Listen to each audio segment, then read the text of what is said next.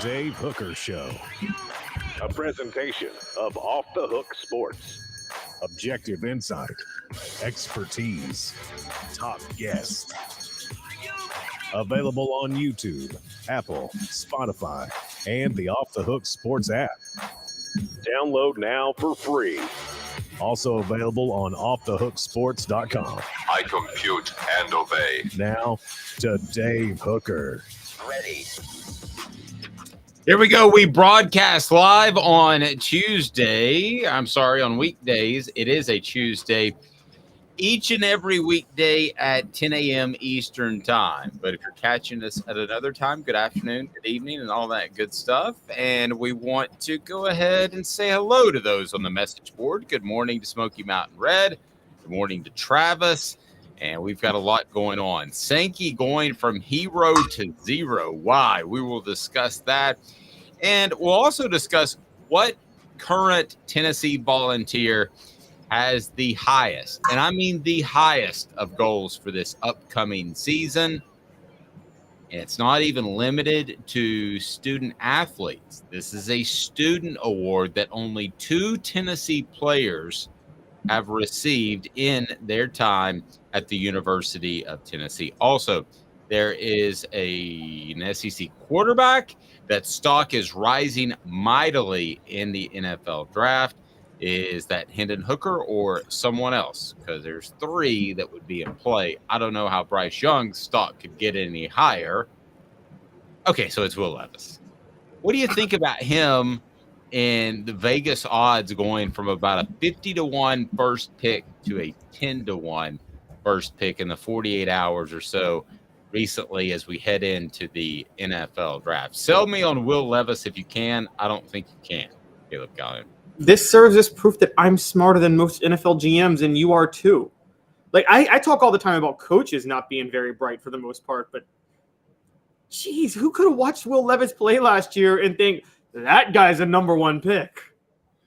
No, I don't get it. You can factor in the injuries. You can factor in the fact that Kentucky couldn't protect him, a lot of different things, but the simple fact is I think he's limited. Now, I think he's got a bazooka arm. I also think he's got some cockiness issues. But the simple fact is that Vegas is going to cover their backside. You know this better than me. So the fact that they've got Will Levis going from about a 50-1 to a 10-1 to be the first overall pick is news.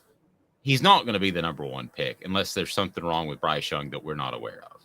But they're covering their back ends, right, Caleb, to make sure nothing crazy happens on draft night and they get caught unawares. And whether we like it or not, Vegas tends to know more than us. So that tells you something right there. Yeah, and I got a question for you, Dave, because you've covered I don't know if you've covered NFL scouts in the NFL draft, but I know you covered recruiting and you covered college coaches scouting and evaluating talent. Is there a level of, you and I both agree, the game film matters more than anything else when you translate to the NFL. What you see on tape, it's not exactly translated, but it's probably the best indicator of all the indicators of what they'll do at the next level. What makes scouts and coaches throw that to the side? And here's where I'm going with that.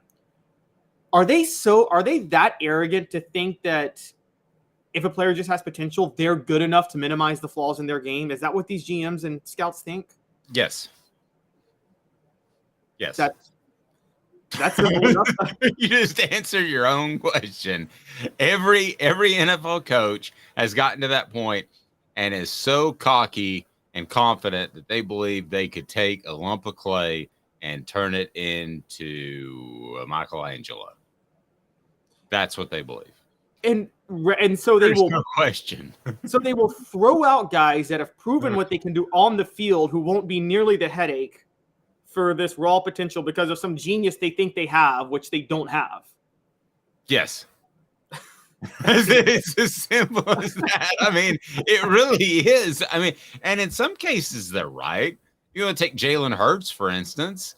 I didn't think he was a top flight quarterback, and here he is signing, a $500 gajillion deal. So in some cases, they're right. But Jalen Hurts had incredible intangibles, even if he had limitations. I agree, but how about Lamar Jackson? Okay, incredible upside, but still hadn't played in that sort of offense in the NFL successfully. Nobody had, and what they did with the Ravens for them. So for him, and no, but you're absolutely right. They are every bit as confident and cocky, whatever the word you want to use, as we can take a lump of clay and turn him into an all-pro.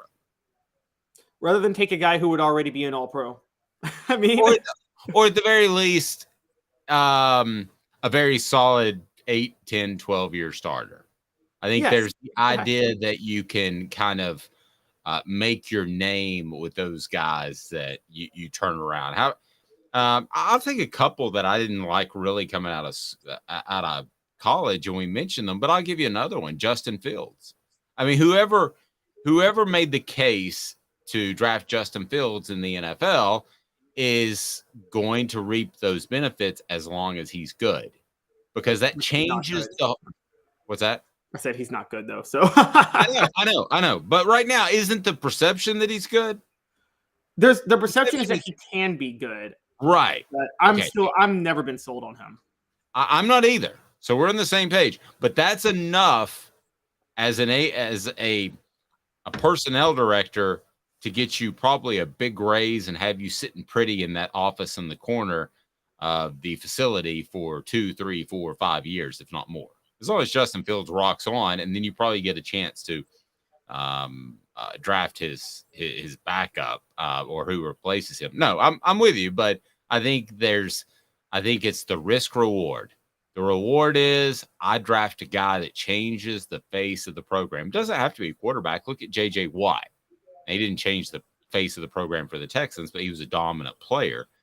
There are guys that we could go on and on and on about that have been dominant players. But that's the guy we're talking about is obviously Will Levis. So I don't understand the love affair with Will Levis. I've said that. I understand the love affair with C.J. Stroud a lot more, but I don't understand the love affair with Will Levis. And not to get too off topic, because we've got Brandon Marcello, who has chosen Tennessee as one of the top 10 programs in the country, and I want to get to that. But if you want to talk about intangibles, I mean, which intangible is more important, Caleb? Is it Hendon Hooker overcoming a transfer, overcoming not getting the starting job, fighting back, being the guy that ultimately is the snap and clear, I believe in this team, and that's exactly what he was, and he led this team?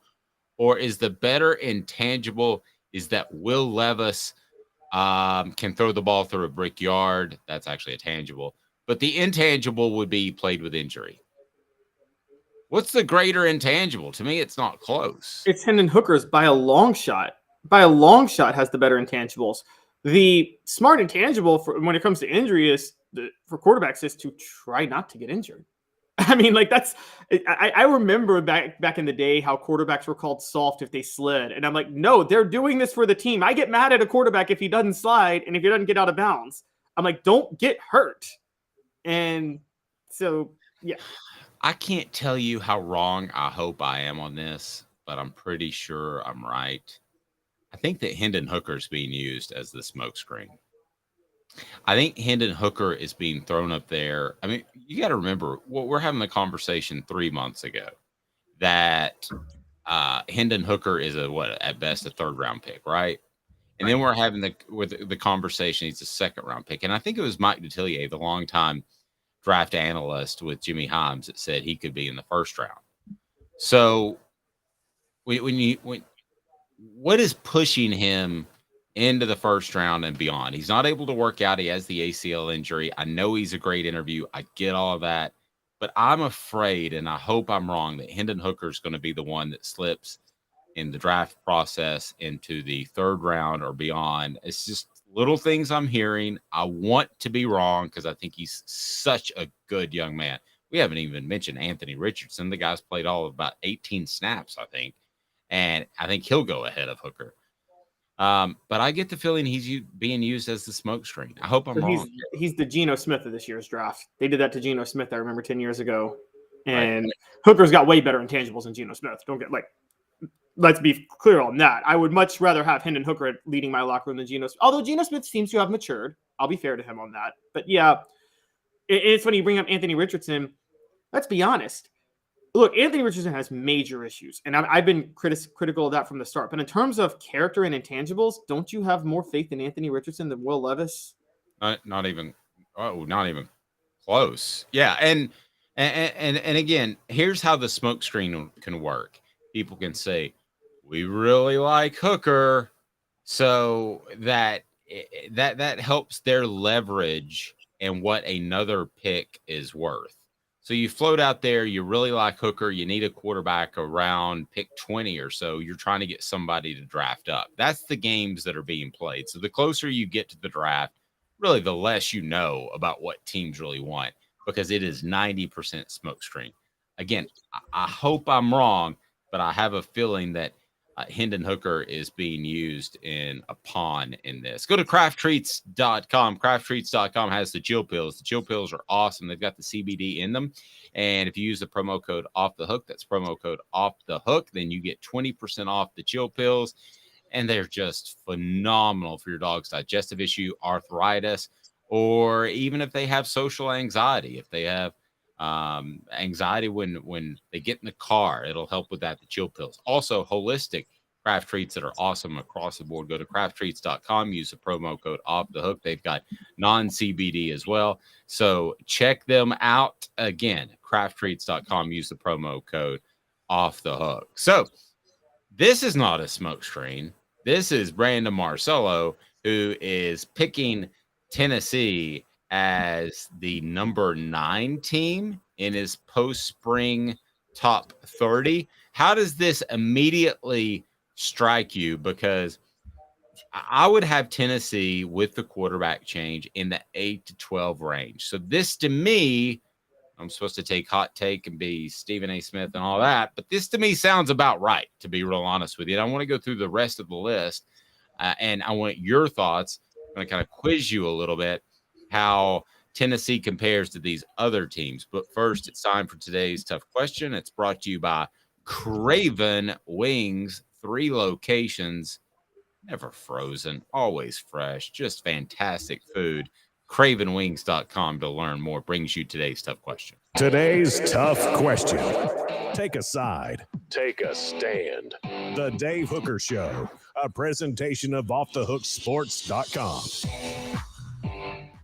All right, post-spring, Tennessee wins 8 or less, 9, 10, 11 or more. What say you, Caleb Calhoun? Our postseason prediction, and it's official. You can't change this until midways or so through preseason camp. So you got to stick with this, because I know you like to waffle. I'm kidding. Caleb doesn't waffle at all, actually. All right, so what are you picking out of that quattro of choices? Today's tough question brought to you by Craven Wings. Don't forget about their brunch on Saturday mornings. It's phenomenal. Well, I'm about to spelling bee this. Could you use it in a sentence? Could you, is this a regular season or the whole season? Oh, man. You're making it more complicated on me. All right, I'm going to say just quite simply that it is, I want to say it's overall. Whole season. Okay. Whole season. 11. I'm going 11 again. 11 or more. Okay, for the record, on our Craven Wings Today's Tough Question, we've got 8 coming in at 10%, 9 coming in at 43%, 10 coming in at 36%, 11 or more coming in at 10%. So you are in the minority, much like your Vescovi take. You just look from the other side for everybody who accuses me of being a homer or who of being an anti-homer. I guess I'm accused of being a hater. Well, guess what? Now I all of a sudden seem like a homer because I'm picking Tennessee to do 11 or more. Dave, I think they all think what I thought, though. I think they all think regular season on that poll. Okay, well, we're going everything. We're going across the board. That's the way I'm doing it. It's already on the Twitter.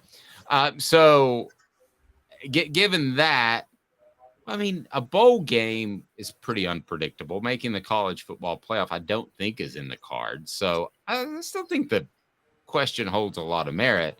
If you're going regular season, it's really difficult to go 11 or more to me. But I think Tennessee, at the end of the day, will win 9 regular season games at the minimum, but I'm going to go 10. I'm going to say 10 regular season wins, and the Vols barely missed the college football playoff based off post spring and the studies that I've done on other SEC schools. And it's a heartbreaking season, but you get loaded up because you've seen enough from Nico for the 2024 season. And I think Tennessee's excited based off this season, but maybe not making the college football playoff will be a slight disappointment again. Wouldn't surprise me if they made it, but I've got Tennessee at a 10-win regular season. See, I think there is a chance that Tennessee either goes. I think 10 is the baseline for Tennessee in the regular season, because outside of Alabama, Georgia, and then Kentucky has a trap game. And I say trap game in the sense of just when they line up. I don't see any other game Tennessee has a shot of losing this year. I think Tennessee easily coasts through every other game. And you have to say they have a shot at losing South Carolina, since South Carolina handled them. But I think Tennessee will be motivated and won't have distractions. But at least a shot. You have to say A&M has a shot. A&M doesn't have a shot. Guys, A&M doesn't have a shot of beating Tennessee. I'm saying this right now. Tennessee will beat the brakes off them. And Jimbo Fisher is going to say, well, we just didn't execute, as he says at the end of every game.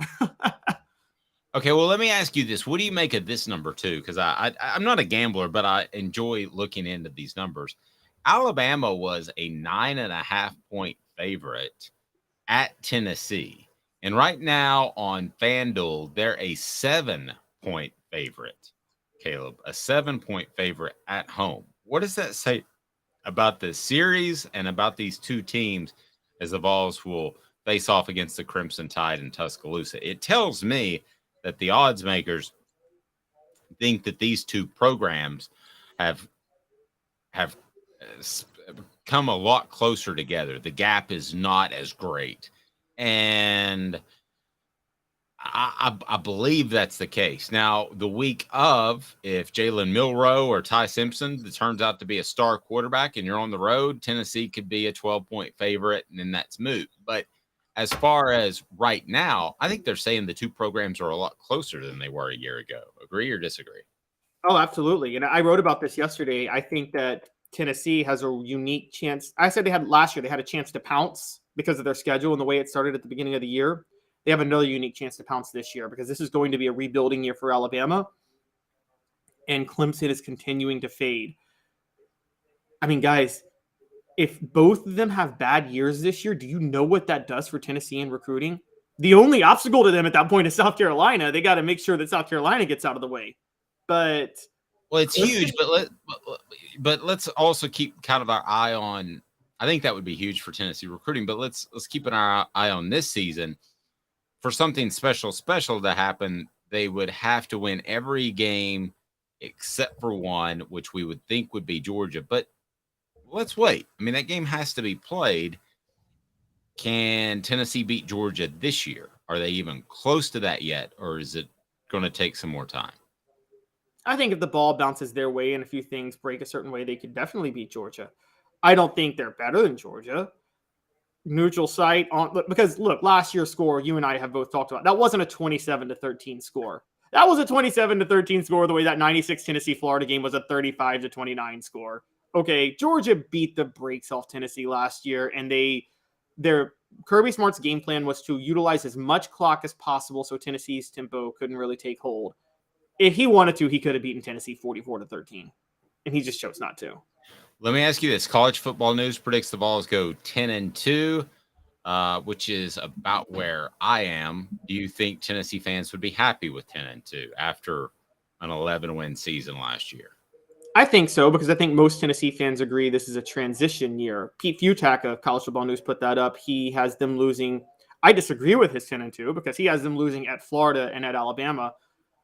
I've tried to look at how and make the case for how Florida could beat Tennessee this year. I don't see it. Dave, do you? I really don't see how Florida beats Tennessee this year. No, I don't either. Wisconsin in the Citrus Bowl, according to, is that still CFN? College Football News? Futak, yeah.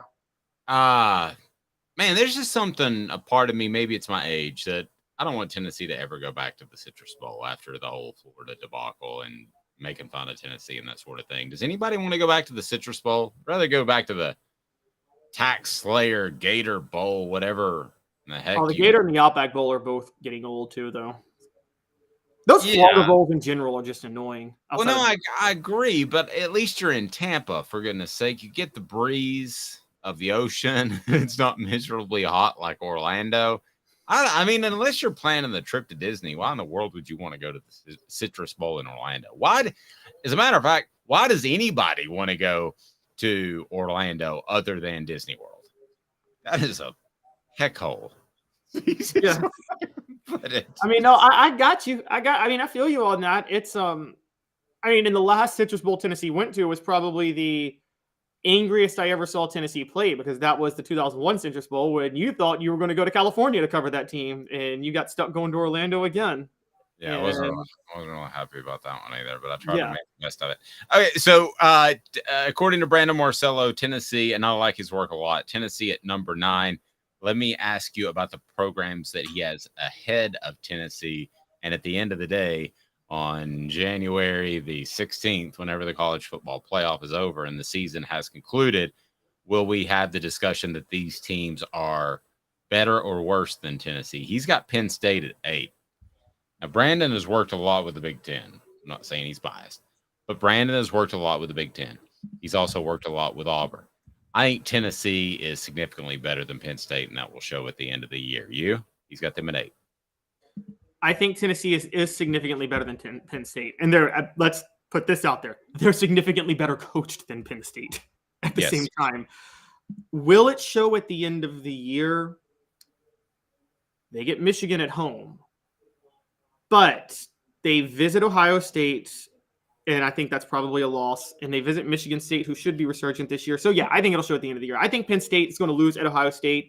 And they'll either lose at Michigan at home, but if they don't lose at home to Michigan, they're going to lose to somebody else who's going to sneak around and beat them. Maybe Maryland sneaks up and beat them. Southern Cal in at 7. I can't argue a team that did as much as they did with a returning Heisman Trophy winner. So I'm not going to argue that. You stop me if you want to argue one of these. Alabama, I know, is in a rebuilding year. I can't argue, though, them being above Tennessee if FanDuel still thinks that they're a 7-point favorite in Tuscaloosa. I'm stopping you there. I am stopping you there. Tennessee beats Alabama in Tuscaloosa. I think Tennessee is the better team this year.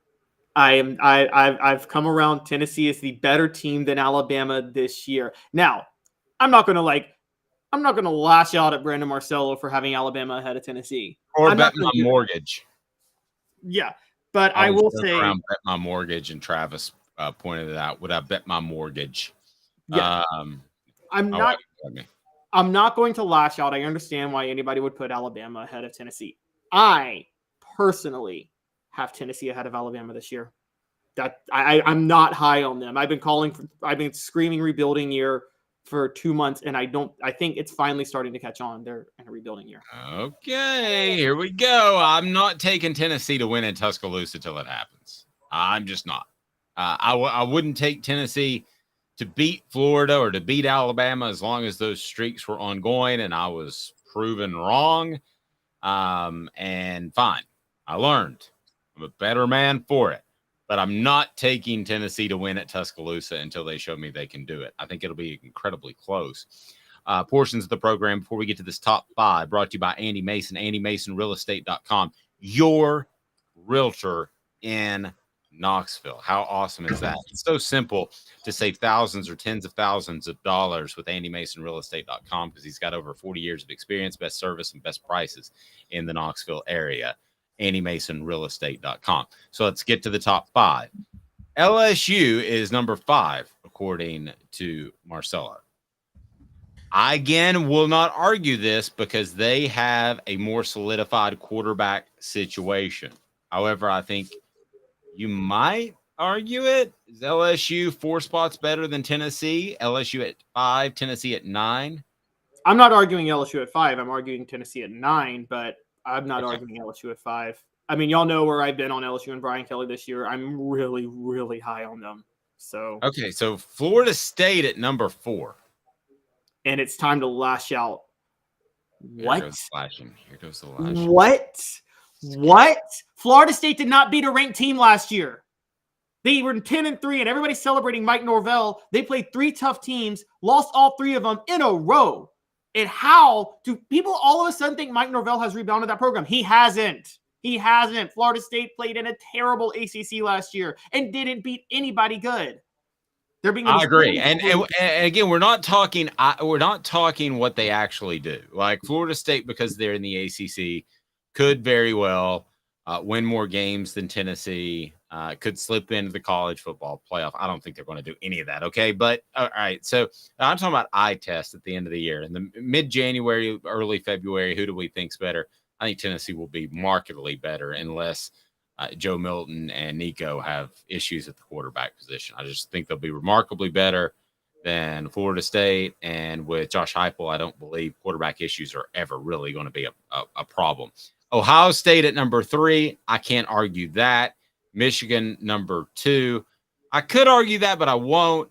Georgia number 1, I don't think either of us can argue that. What do you make of the top 3?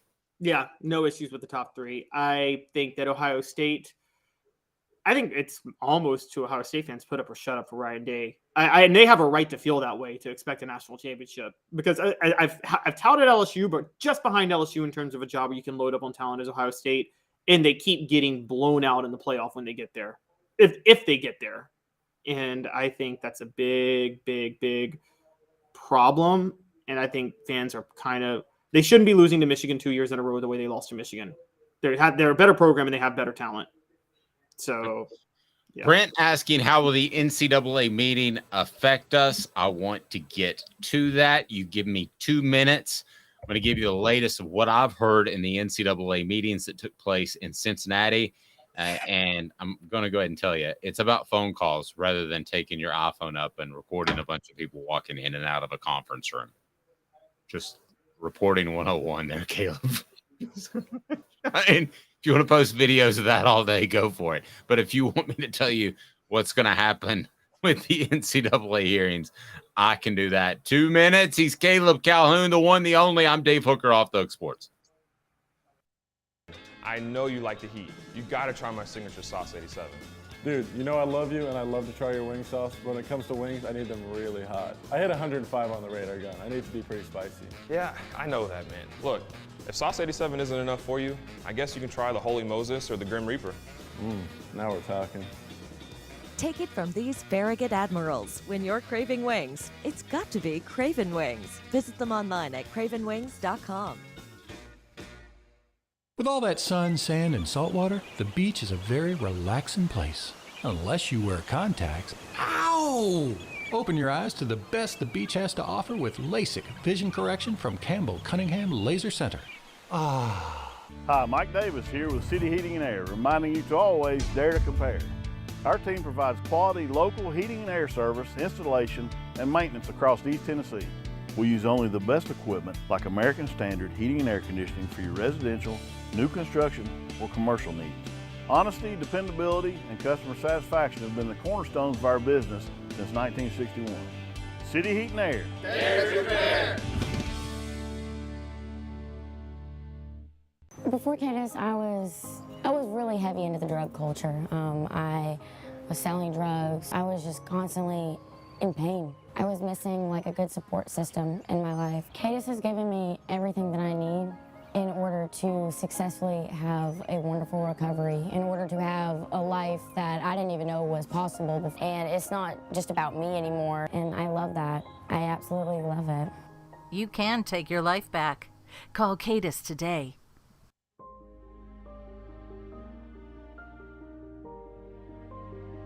Our family has been creating one-of-a-kind pieces of jewelry in West Knoxville since 1986.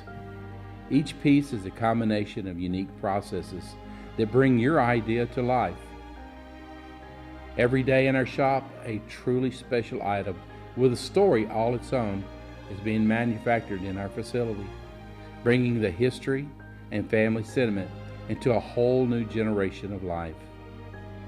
We're grateful that you chose us to be Knoxville's best jeweler, a title that we value and respect. Because to me, being a jeweler and owning a jewelry store are not the same thing. I'm Rick Terry. I'm a jeweler, and we want to be your jeweler. Kingston Pike and Campbell Station Road in the heart of Farragut, and downtown on Gay Street right next to the Tennessee Theater.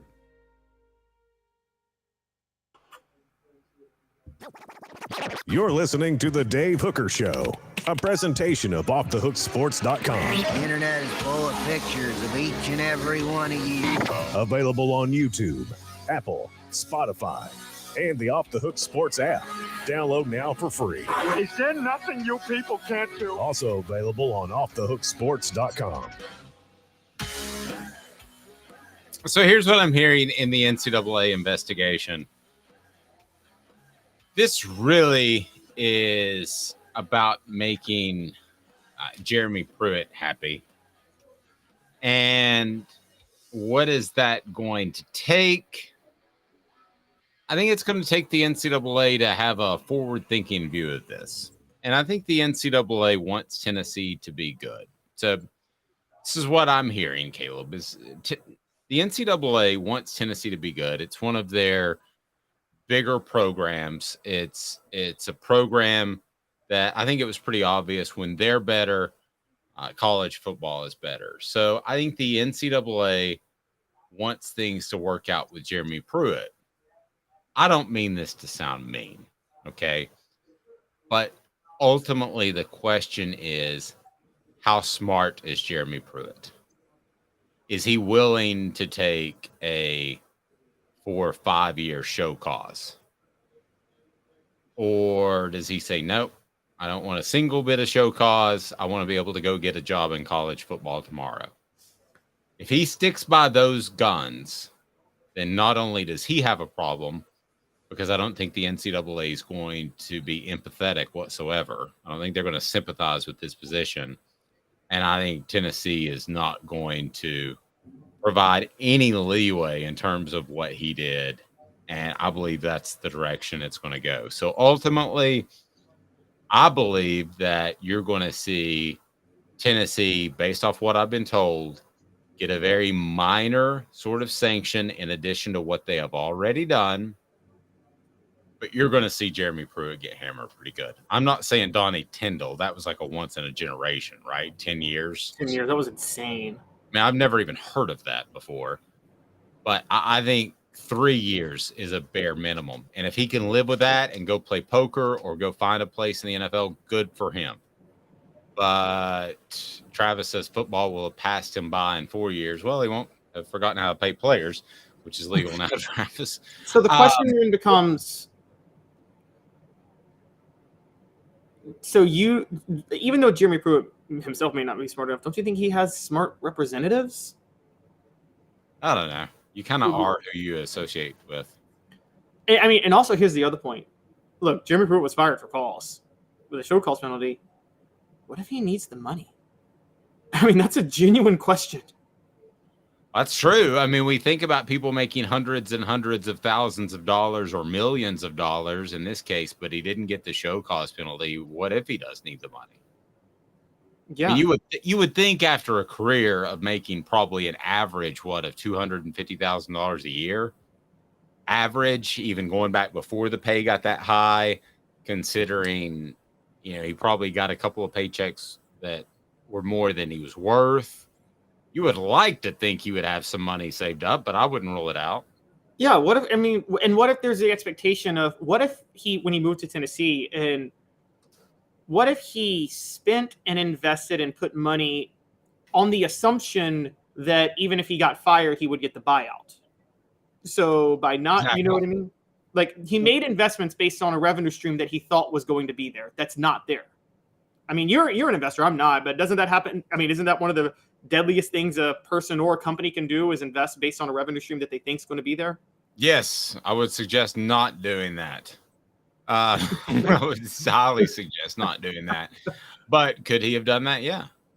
And could Casey, his wife, love Neiman Marcus? I mean, I don't know. I mean, there's a million different ways that you can blow through cash. But don't forget this. I mean, you bring this up, not to get too abstract and out of sports, but this isn't a great time in investments in our country. Unless he invested in crypto in December, which I almost did, and I should have. But unless he invested in crypto in December, he ain't walking around with more pocket money than he had a year ago. No, and he probably, if he invested in crypto, did it when he took over in 2018, and that's probably, you lost money if you invested then. So yeah, the only time to invest in crypto is when the economy's doing really, really poorly, and then people go in that route. Somebody told me that in December. I passed on it, missed on a 50% return, but that's just me. Well, can you sorry, I just have to go on a side tangent on the fraud of crypto, because the whole point is it's a new form of trust and a new form of currency. No, it's not. You're selling it based on how it's backed in the financial sector. By definition, it's not a new form of currency. Well, it's true. Still tied to the dollar. Chips are. So Mr. Jones points out Pruitt is a poker player. Now, Pruitt is a poker player, and this was brought up to me as well. He went and played in the professional poker series for a while. And I guess that was a better option in the NFL, which he probably didn't have. Listen, he's a recruiter. That's what he does. I'm not saying that as a joke because he paid players, but that's who he is. He's not coming up with incredible schemes that Nick Saban's like, oh my gosh, I've never seen anything like this before. Where did you possibly get this? That's not happening. Okay. So he is ultimately he's a slightly more X's and O's talented coach than Chuck Smith. You remember Chuck Smith? I remember Chuck Smith. Okay. Chuck Smith could teach edge pass rushing. He was very good at that. NFL players would pay him to teach him that. I really think if Jeremy Pruitt had one gift, that was it. He didn't care if you put your hand down. He didn't care if you're coming from a 2-point stance. He didn't care about any of that. He just said, get to the pass rusher, have leverage, be able to run at full speed with your body parallel to the ground. It's really smart, insightful stuff. The one time I had a chance to pull him aside and talk to him, but that's it. That's where the resume pretty much ends. That, and also not just being there's two types of recruiting. There's actually being able to recruit the kids and, the kids wanting to play for you, which Pruitt was good at. We have to give him this. He was a good talent evaluator. I mean, he would actually be a great NFL scout. He could spot talent a mile away. I'll give him that. He found Cedric Tillman when nobody did. Agreed. The question is, if you go to the NFL and you're a scout, you get paid a small percentage of the money that an assistant coach does, and you don't ever get to participate in the big games. You're just at ballparks throughout the South, watching Friday Night Football. You're scouting people, and not Friday Night Football, Saturday Night Football. You're scouting people, and you're going to practice, and that's not a very sexy job, is it?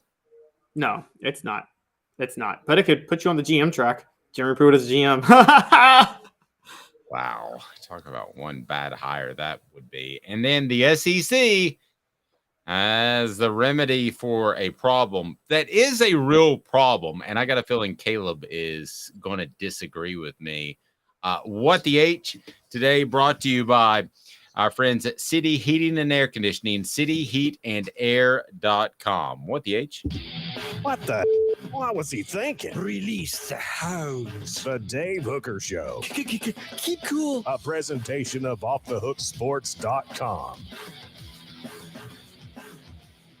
So the SEC, straighten me out here, is going to penalize fans that storm the field by stripping them of their next home game against the same opponent. Help me with this, if you can. Walk me through this. How is this supposed to work? Caleb Calhoun, please hit the like button. The thumbs up button helps us bring more people in. And don't forget to subscribe, as our numbers are through the roof, and that's because of you. We love the family that we built here. The community is awesome. So what's the SEC trying to do here, Caleb? They're obviously trying to stop storming the field. And I understand. Let me be very clear about this. I don't mind trying to stop storming the field. I don't know how you do it in like a situation where you got a mob of 100,000 people and only so many security guards, but it can be dangerous because there will be a moment. I'm just going to say it. We all know what happened with the Travis Scott concert a couple of years ago in Houston. There will be a moment where there's a bum rush and a mob. Where I don't. And that's probably, I do, because I was working with a client in Houston at the time. But it's outside probably a lot of our audience's realm, who Travis Scott is. So basically, he encouraged people to storm the field for multiple shows. They had stormed the stage, I should say, and ultimately they did so in Houston, and it came with just absolutely terrible results. How many people were killed? 9 people died, and it was an awful story. Now, imagine that, but 100,000 people on a stadium, a bunch of really, really drunk people. Again, the Alabama one, it was lucky that nobody was killed. I'm just going to, like, the SEC, they now sell alcohol. Back in the day when the fans stormed the field, they weren't even selling alcohol. They're selling alcohol now. So they have to do something. This isn't going to fix it, though. You think any drunk fan ready to... Let me stop you there real quick. A miracle nobody was killed. A lot of people have, Caleb, charged the field, and nobody has been killed in the SEC to my knowledge. Now, I was a part of a charging the field. I wasn't charging. I was just a reporter trying to get the heck out of the way, in which a young lady was hurt very severely for the rest of her life because a goalpost hit her in Georgia. So that's serious on its own. That is serious. That's very serious. And I have a strong opinion on this, which I'm going to share with you here in a second. But nobody's been killed. Let's not overstate it. But it's okay. Nobody's been killed because it hasn't been done that often, 1. And 2, every field storming incident before Tennessee did it last year happened when no alcohol was sold at the stadiums. Okay. And which changes things a lot. I mean, let's just go to something like LSU. Could you imagine LSU fans in Death Valley at 11:30 at night storming the field after drinking all day? I mean, that's going to be a very bad situation. Okay, let me share my story and how I feel about field storming. And I think most people that are a member of our YouTube channel or that check out offthehooksports.com would agree that I'm a fan first guy. I want the fans to have the best possible environment. I want them to have the better parking passes over the media. I want them to have big screens if that's what they need, because I think they fuel it all. So I'm afraid Mr. Jones and some other people are going to get mad at me on the message board, but here we go, and I want your take. When was it that Georgia beat Tennessee in Athens where they tore up the hedges? What year was that? 2000. Okay. So I was there, and young pup Dave reporter had his recorder and in his bag and everything else. And I went down to the field. That was the first time in how many years that Georgia had beaten? First time since 1988 they had beaten Tennessee. Okay, so forever. And I remember this standing there thinking I'm going to watch the end of the game, because the way that rules work in college football is you can go down with 5 minutes left, I believe. I think the NFL, it's a 2-minute warning, but I may be getting them flip-flop, but one or the other. It's 5 minutes left. So a lot of times you would watch from the field. Why? Because the game's usually out of hand, quite frankly, and you want to be the first to get there and get your recorder and everything set up to do interviews. Has nothing to do with seeing the game on the field. As a matter of fact, that's incredibly lame to watch the game on the field. If you haven't before, hard to tell what's going on. You got the crown of the field. You can't see the other people's half their bodies. It's a terrible place to watch the game. And I suddenly felt myself being pushed from behind, not physically pushed with someone's hands, Caleb, but just this mass of humanity pushing me. And right when the game was over, and certainly Georgia deserves some blame for this because they let the players down on the field. At least I was a part of a fan, or I was within a fan storming at LSU, and they at least tried to hold them back where it was a small trickle of people. Well, with Georgia, there were already 50,000 people, it seemed like, on the field, ready to get on the field. And actually, they ran out too early at one point. And these 2 girls who were in front of me, co-eds, I guess, fell, and it was all I could do, Caleb, to hold back the masses to pick them up. So I think you and I agree. It's a very, very scary situation that I'm frankly a little bit surprised hasn't gone south quicker to this point. My question is, how do you possibly enforce this? You can't even stop them from going on the field. So what are you going to do, Caleb? Stop them and say, hey, I need to see your ticket so I can scan it so we can take away your Alabama game privileges in 2 years when they're back at when they're back in Neyland Stadium. Oh no, that's not what they're doing. No, Tennessee would play Alabama on the road in 2 years. That's how they would do that. Whoa. They're saying they're going to take it for the next SEC opponent, right? No, what they're saying is if Tennessee beats Alabama at home and fans storm the field, then the next time Tennessee's scheduled to play Alabama at home, they would play them on the road 2 years down the road. Well, that's even more stupid. How in the world how many people have to chat? I mean, how many people fan is going to think that in the height of their emotions? Well, and how many people have to charge the field? Yeah, I agree. It's beyond dumb. I think the only way this is, I don't know what the real answer is, because the thing is that's so disastrous is you're going to have, I'm with you, you're going to have a situation where somebody's going to storm the field and there is going to be a catastrophe. I don't know how, I don't know when, I don't know what situation. I think there just needs to be harsh penalties for everybody who storms the field. Look, we've seen it now. Based on the investigations into the January 6th protest a couple of years ago, when mobs happen, it's not, if you get enough people on the case, you can find out who was involved in stuff. I think you got to start doing the same for people who storm the field. I think you have to say, this will not be tolerated, and we are going to identify every person we can who stormed the field, and they will face charges for doing so. Yeah, I think you have to take it individual. I don't think that you can say, oh, well, 10,000 people charge the field, so let's have the next Tennessee-Alabama game at Tuscaloosa. Oh, 15,000, because I don't see how you can possibly catch them. This, to me, is a really, really stupid idea, because I don't know. What if there are 10 people, 11, 12 people that charge the field? Yeah, this is the SEC being super cheap. If the SEC really wanted to cut down on it, they would work with local law enforcement of that place, wherever it was, with the field storming, and they would hire private security to help out, and they would name and find every fan that did it. So come out in public, set a standard with the local law enforcement of every single SEC town and say, this will not be tolerated. If you storm the field, you will face charges of rioting, destruction of property, something like that. And we are going to find everybody who did this. Because look, I'm telling you guys can be mad at me for this. You can be mad at Dave for this. There's going to be a moment, if storming the field gets more common again, with alcohol allowed, there's going to be a moment where 10 people are maybe trampled to death, God forbid. And everybody is going to then come back and ask, well, wait a minute, how did this happen? There's no way to stop that from happening. It's going to happen at some point. Okay, but the toothpaste is so far out of the tube, and it's brought to you by City Heating and Air Conditioning, cityheatandair.com. Over 50 years in the Knoxville area. Integrity matters. Your new unit might not need to be replaced, might just need a part.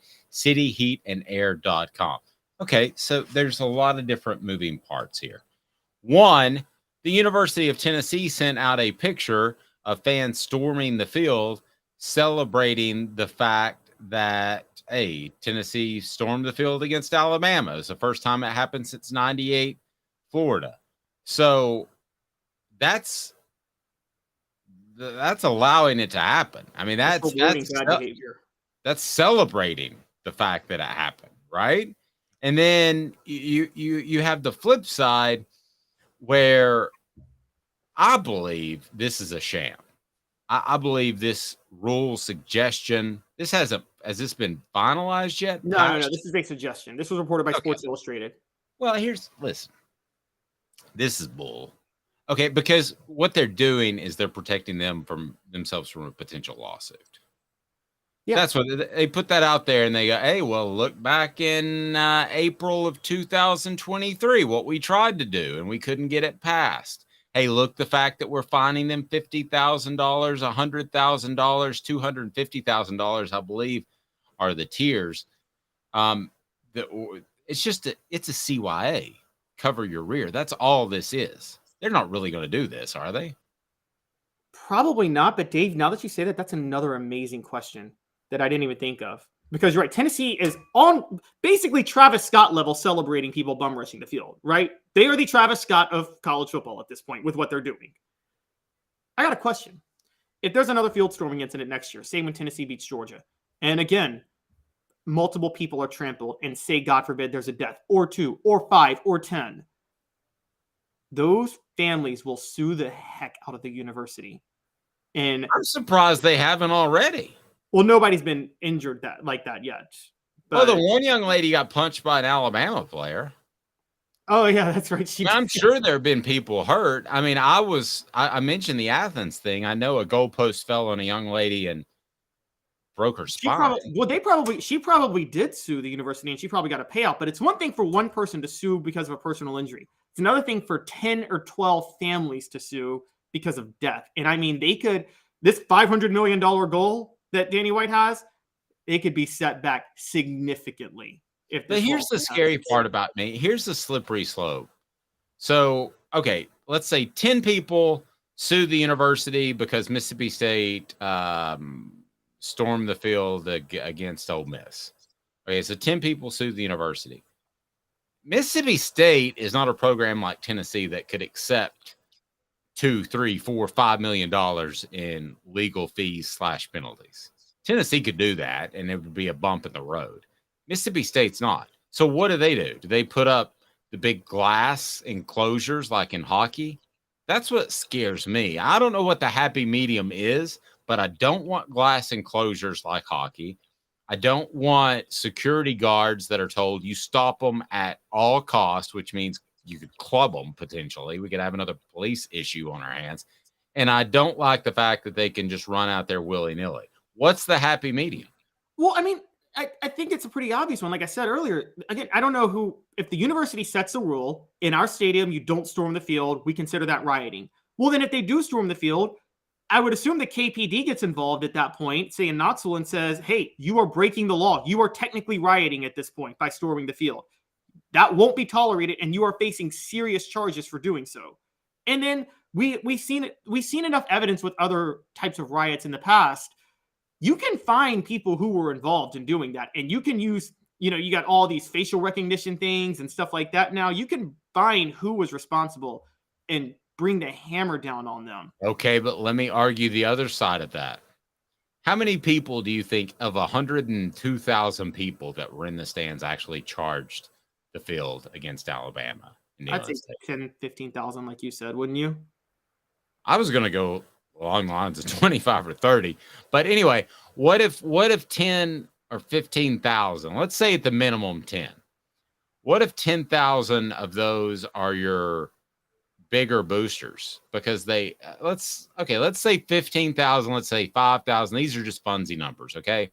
But let's say 15,000 charged, 5,000 were stupid students that were drunk, and gosh knows I've been there. And the other 10,000 really matter. They're donors. Are you going to go search through this facial recognition software to find the guys that did this and then suspend them or take away their season ticket privileges? You don't want that.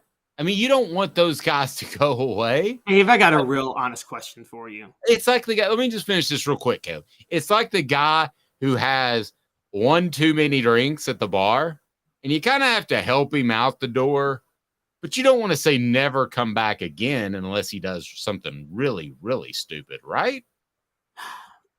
I got an honest question for you. A serious question. Maybe do you really think there are 10,000? Do you really think the donors are the ones storming the field? Please, the donors have their own nice little box seats, like in the best views possible, where they're sitting around with a bunch of other hoity-toity rich people watching the games. They're not with the hooligans storming the field. They're they're leaving and getting in their private limo, riding back home. I think there are two different types of fans, to answer your question. I think there's the hoity-toity fans who probably have a little bit more dough in their pocket that they want to spend that are up in the box. I think there's the other fan who likes to be closer to the action, likes to be outside so they can scream and yell without getting hushed. Shh, don't cheer too loud. We're in the box.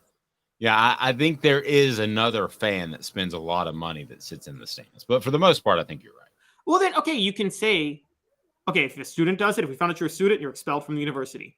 If we find out a donor does it, if we find out somebody else. Expelled? Hold on, let me finish. Or you face serious charges from the city of Knoxville, from Knox County. Okay, If a donor does it, you could say take Spanish 3. I struggle to get through Spanish 2. If a donor does it, this is an easy way. You either face serious charges or you pay a massive fine, one that's going to pain you that, okay, you're not going to do this again because you don't really want to pay that fine. Listen, it's kind of like, and Smoky Mountain Red put NASCAR fence, LOL. It is kind of sort of like that situation. I used to cover NASCAR really closely, and it's kind of that situation. The cars just got too fast and they were going to fly off the track. The toothpaste was out of the tube. All you could do was a catch fence that, listen, it's a matter of time till the catch fence breaks. I'm going to go ahead and tell you, get ready for that. But let me just say, from the other side, let's just go to another sport real quick. Malice at the Palace, the greatest fight in the history of professional sports, the Pacers-Pistons brawl 2004, where Ron Artest goes into the stands and beats up a fan. Ron Artest faced criminal charges, and he was suspended for the year by the NBA, as he should have been. Rule number 1 is you don't go into the fans and beat up a fan, even though the fan threw a cup of beer at him. I'm not even sure if that's rule number 1, what rule number 2 would be. Yeah, exactly. But, you don't do that. If we're going to tell the players, and we should, that you can't go into the stands, isn't it fair to tell the fans in the stands that you can't go onto the field?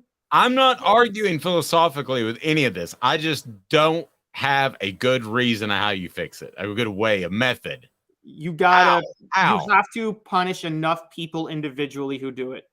That's your only option. You have to punish enough people individually who do it. And the SEC can use facial recognition, maybe. Here's we go. So this is how the university is absolved, because they don't want to come down on their donors. The SEC can use a facial recognition and say anybody who storms the field is barred from any SEC game forever, they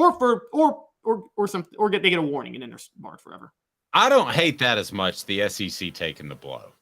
I don't mind that as much, because I think the SEC should be the centralized figure in all discipline areas anyway.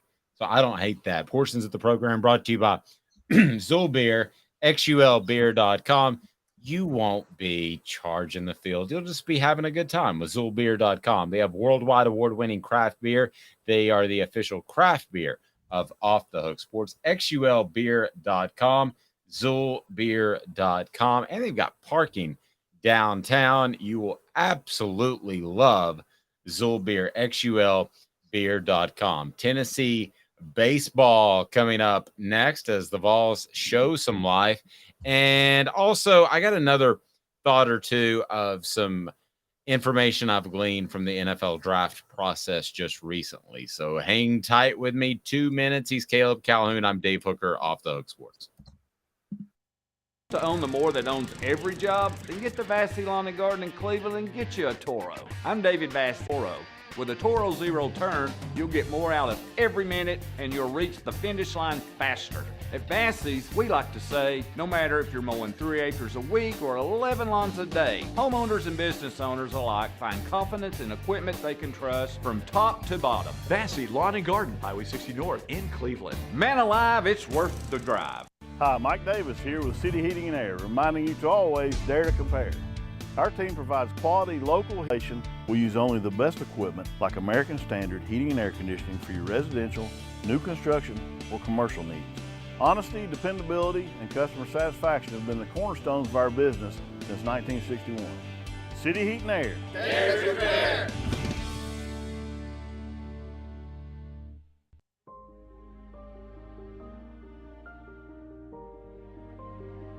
Our family has been creating one-of-a-kind pieces of jewelry in West Knoxville since 1986. Each piece is a combination of unique processes that bring your idea to life. Every day in our shop, a truly special item with a story all its own is being manufactured in our facility, bringing the history and family sentiment into a whole new generation of life. We're grateful that you chose us, in fact, because to me, being a jeweler and owning a jewelry store are not the same thing. I'm Rick Terry. I'm a jeweler, and we want to be your jeweler. Kingston Pike and Campbell Station Road in the heart of Farragut, and downtown on Gay Street right next to the Tennessee Theater. With all that sun, sand, and salt water, the beach is a very relaxing place. Unless you wear contacts. Ow! Open your eyes to the best the beach has to offer with LASIK vision correction from Campbell Cunningham Laser Center. Ah. What's up, everybody? This is University of Tennessee tight end Jacob Warren, proud to announce that I'll be working with Craven Wings again this season. And I want you to give your either the Craven for NFL draft that will be held on Thursday. I miss the days when it was just Saturday at noon and it drug out all day. It drug out 2 days. It would be Saturday and then Sunday. Right, but they would just break when they felt like it.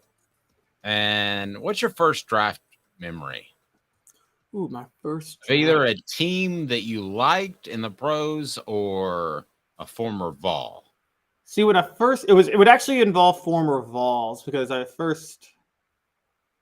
the first one I watched all the way through was that loaded NFL draft that the Vols had in 2002 when Dante Stallworth, Albert Haynesworth, and John Henderson all went in the first round. And that's pretty good. Yeah. And the Titans picked Albert Haynesworth, which just, as a Titans fan, look, feel however you want to feel about Albert Haynesworth. I got no defense of his character, but he single-handedly revitalized our defense, the Titans defense. Oh, yeah. I think he was named the franchise player like 13 times. They should have just paid him. And I think he would have been continually great under Jeff Fisher. From talking to him, he really appreciated Jeff Fisher. Felt like he kind of got one-overed in Washington. Well, he didn't want to be the nose tackle in a 3-4, which I don't know if I think Haynesworth was right. He's not a nose tackle. Yeah, Albert told me that his first meeting, who was the coach at the time? Was it Jim Zorn or Mike? No, it was Jim Zorn. Was it Shanahan? No, it was the year before. Shanahan got there a year later. Haynesworth's first year, but Shanahan was the one who tried to do the 3-4. Yeah. All I know is that Albert told me his first conversation with Shanahan was, if you have 10 sacks this season, then you haven't done your job, and we've got to discuss what you're doing.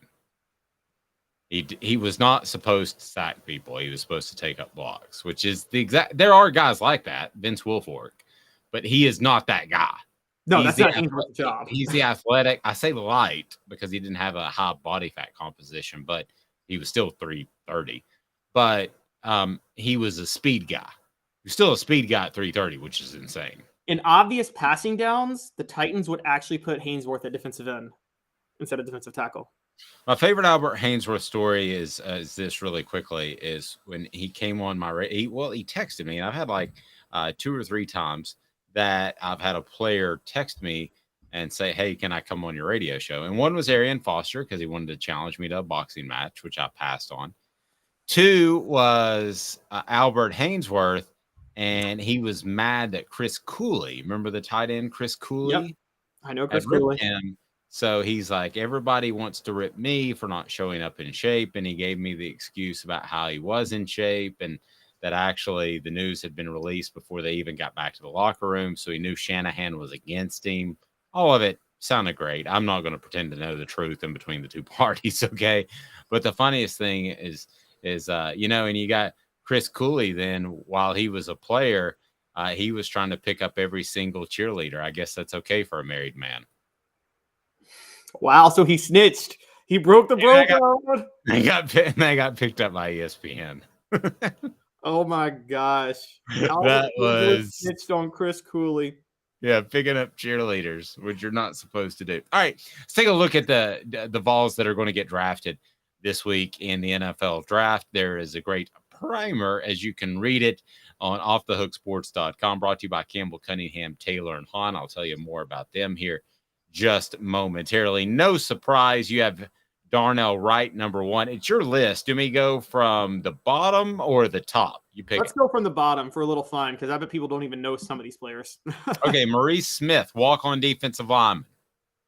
Yeah, he's not getting drafted. He took part in pro day. He was a transfer from Alabama and Alabama A&M, played a total of 4 games in 2 years. He was a body in the system. Okay, Chase McGrath.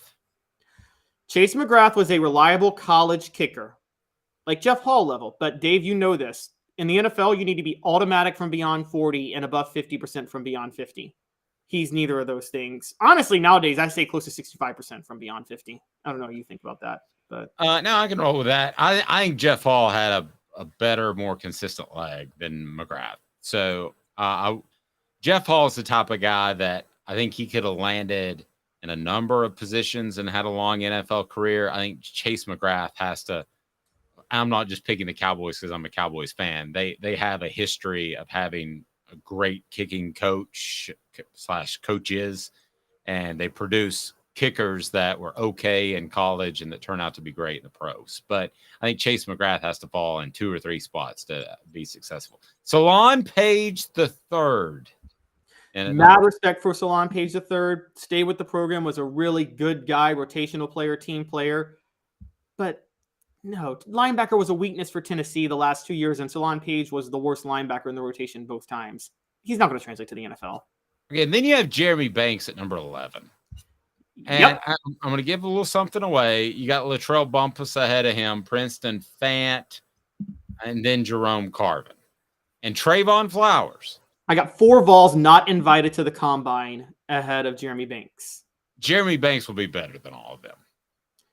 Jeremy Banks the headache that he brings will not outweigh the talent he has.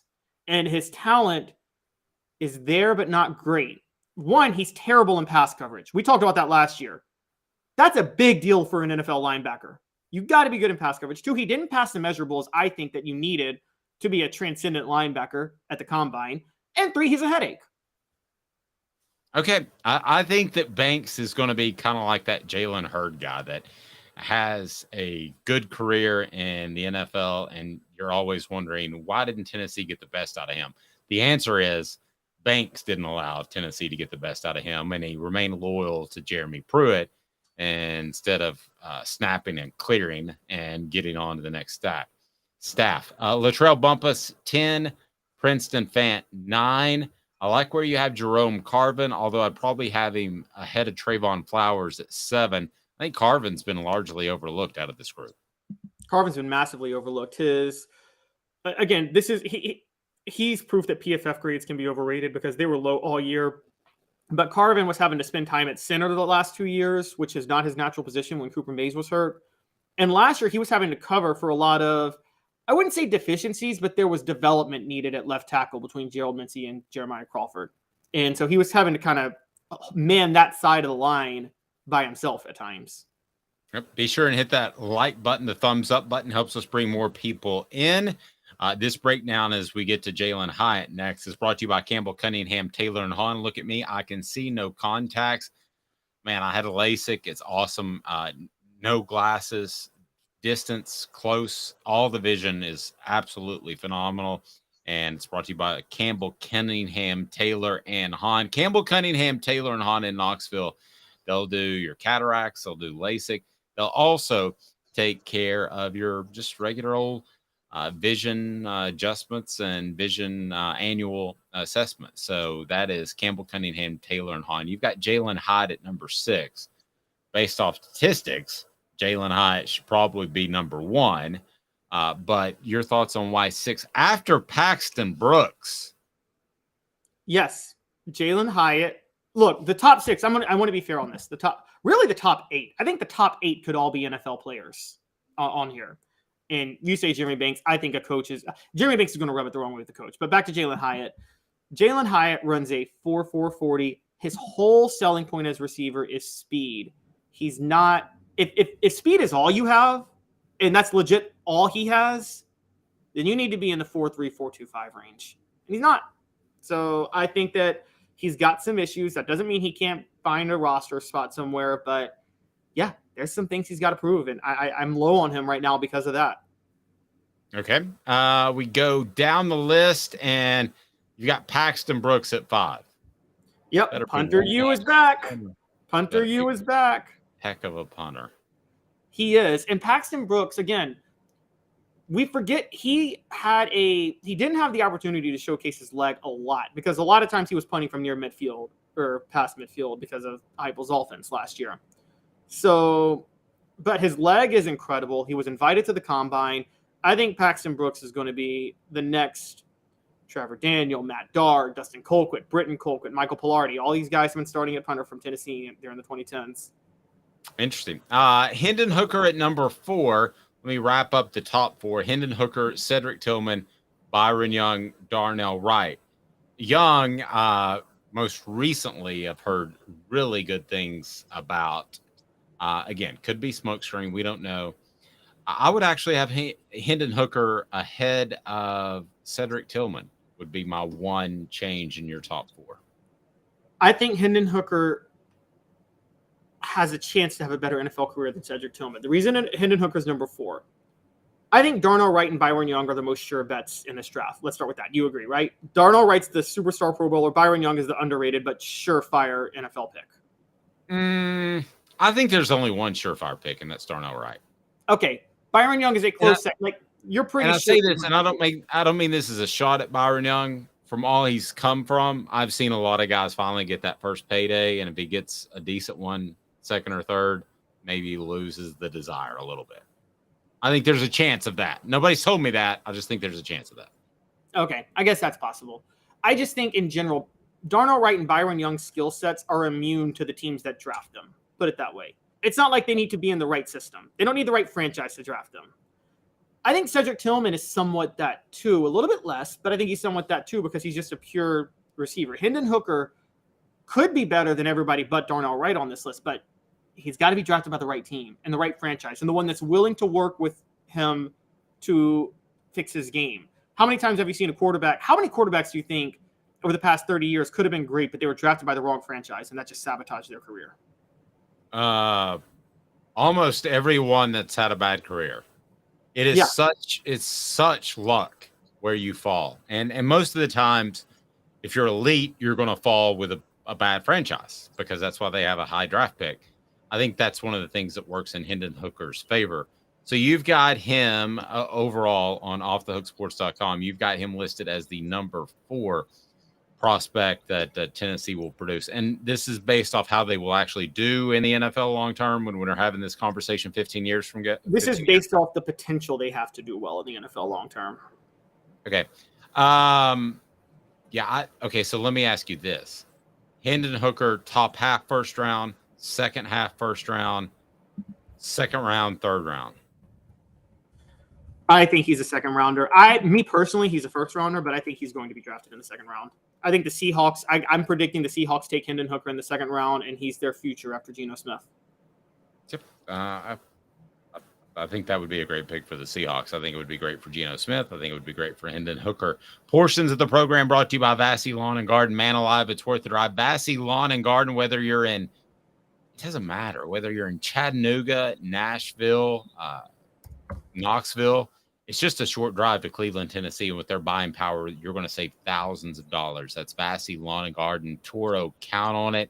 Man alive, it is worth the drive. We'll visit with you tomorrow as we're with you, each and every weekday at 10 a.m. Eastern time. And be sure to get the app. You'll love it. Travis says, oh my gosh, Geno and Hook are too similar.